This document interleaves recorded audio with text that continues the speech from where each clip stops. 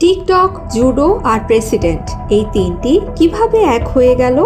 ভাবুন তো, এক প্রার্থী যিনি রাজনৈতিক ক্যাম্পেইনের চেয়ে বেশি পরিচিত তার টিকটক ভিডিও আর জুডোর কিকের জন্য।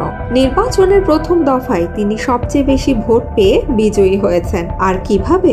সোশ্যাল মিডিয়ার রাজ্যে যেখানে জুডো কিকের মতো কিছুটা মারাত্মক এবং টিকটকের হাস্যরসের মতো কিছুটা বিনোদনীয় কন্টেন্ট দেখানো হয়, সেখানেই জয় পাওয়ার কৌশল একদম সহজ ছিল। এই প্রার্থী তার ভোটারদের কাছে নিজেকে একেবারেই কুলভাবে প্রতিষ্ঠিত করেছেন। শুধু বক্তৃতা, স্লোগান আর বড় বড় প্রতিশ্রুতির মাধ্যমেই নয়, তার কৌশল ছিল টিকটক ভিডিও বানানো আর জুডো কিক দিয়ে কিছুটা পাওয়ার শো করা।